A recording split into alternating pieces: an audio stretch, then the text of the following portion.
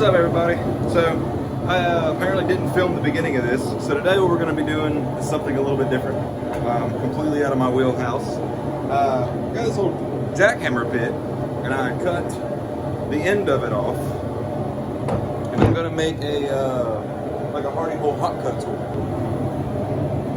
This end here and this, it just screamed that it wanted to be a hot cut tool, so I cleaned up this part where it would fit in my anvil a little bit, cut it off at an angle, take the cross beam and widen it out, and try to make a hot cut tool.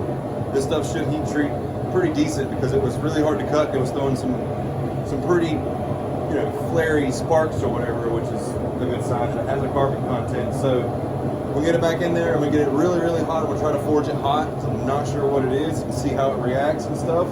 I cut off a little bit more material than I think I'm going to need in case it cracks. So hopefully it turns out good.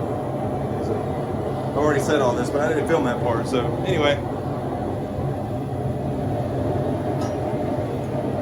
that's what we're doing.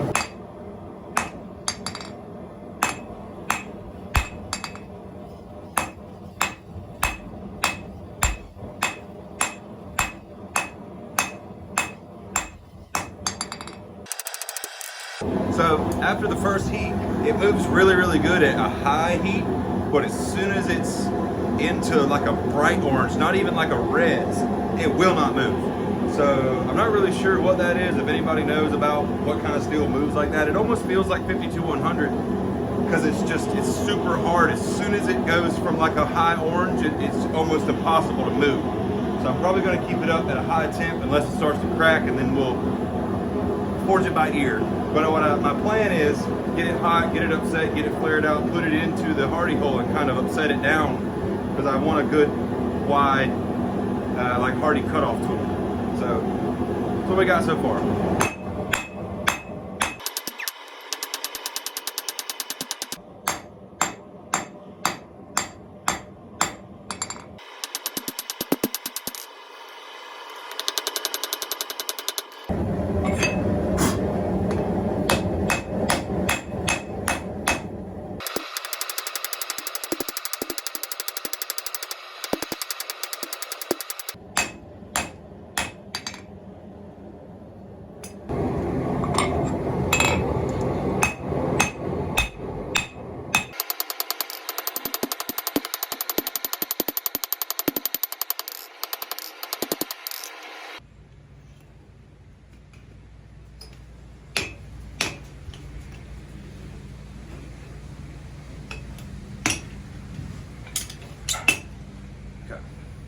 So that's what we got right there.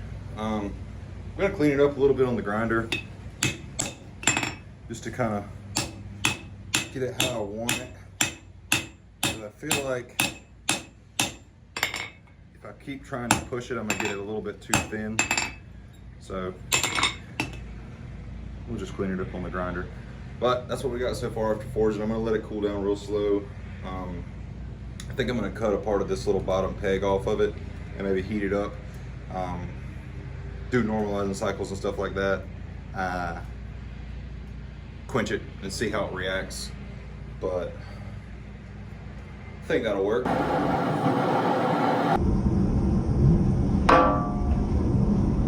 You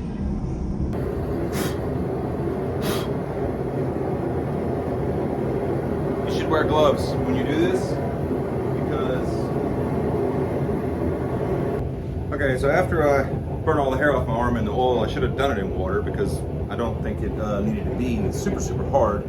I let it basically temper itself back. It's got a real dark brown straws almost into your, like, not quite a blue back. But anyway, we're gonna do some testing on it. I got a little piece of 1/4 inch mild steel round stock in the forge. We're gonna do some brass, and I got a piece of stainless. We're gonna do 2 cold and then 1 hot, obviously, to see if the edge is too thin and all that stuff or whatever. So get out my huge hammer.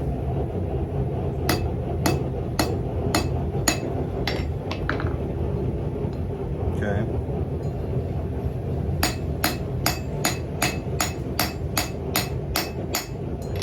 So it's harder than brass, so that's good.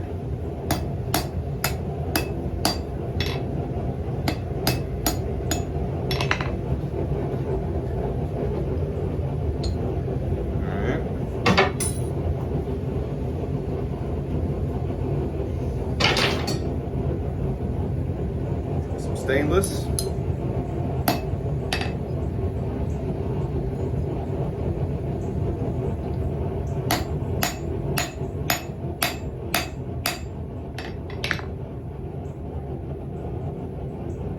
Stainless curled a little bit, which is, I mean, it's cold, so that's fine.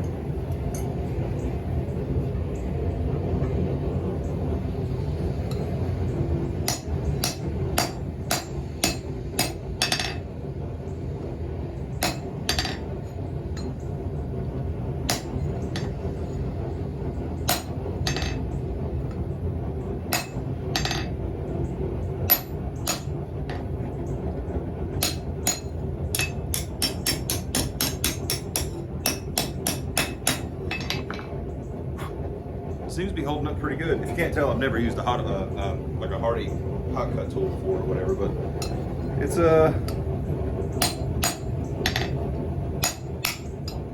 holding up pretty good.